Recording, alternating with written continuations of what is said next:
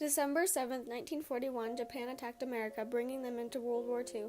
Immediately, Franklin D. Roosevelt planned internment camps for Japanese Americans living on the West Coast. His plan was to protect America from no more attacks. Japanese Americans would be ripped from their homes and forced to live in old military barracks. Little did he know this would change innocent lives. On February 19, 1942, Roosevelt signed the Executive Order 9066, stating that anyone with up to 1/16 Japanese blood was required to sell houses and businesses and leave to internment camps. Camps were usually on the West Coast, but somewhere in the middle of America. Military leaders and random citizens being interviewed started believing the things Roosevelt was saying, such as columnist Henry McLemore, who wrote for the Harz newspaper. "I am for the immediate removal of every Japanese on the West Coast to a point deep in the interior. I don't mean a nice part of the interior either. Herd him up, back him off, and give him the inside room in the Badlands. Personally, I hate the Japanese, and that goes for all of them." Americans began accepting what journalists and newspapers were saying about the Japanese. Rumors that after the Pearl Harbor attack there were other spies and terrorists. Families had FBI agents sent to houses before being sent off, searching for hidden things, people, or anything that could be left. Families were given a few weeks in notice to pack what they could carry and leave on trains, buses, or boats. Women and children were also forced to leave, as well as orphans and homeless. Houses and businesses were forced to be sold quickly, and since there were so many, most were only sold for fractions of their true value.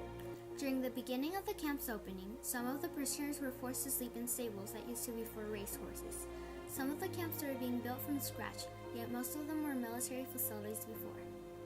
Almost 2/3 of the interns were Naisi, meaning they were born in America. Others had never even set a foot in Japan. They had to leave anyway. Even Japanese Americans that had fought for America in World War I also were forced to evacuate. There were 10 camps total, and they were located in 7 different states. Arkansas had 2 different camps, Rower and Jerome. Arizona had Poston and Gallart, Utah with Topaz. California had Tule Lake and Benzarnar. Colorado was Granada, and Wyoming had Heart Mountain.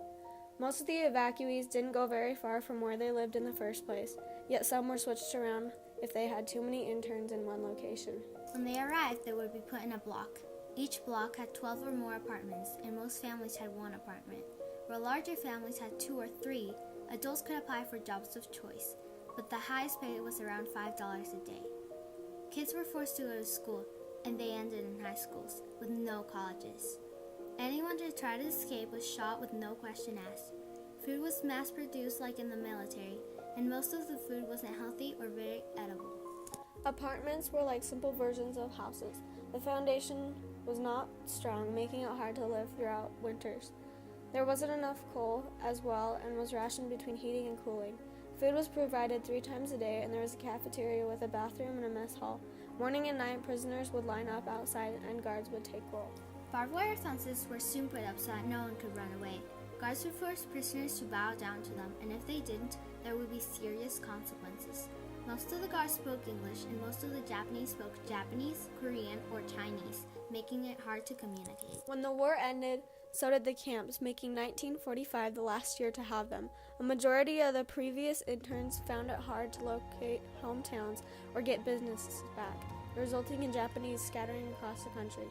Towns started putting up signs saying that they shouldn't have let them go and that it was dangerous to let them free. Congress attempted to apologize for the camps by paying each surviving prisoner $20,000. The American concentration camps never reached the level of Nazi death camps, though they remain a dark mark on the nation's record of respecting civil liberties and cultural differences.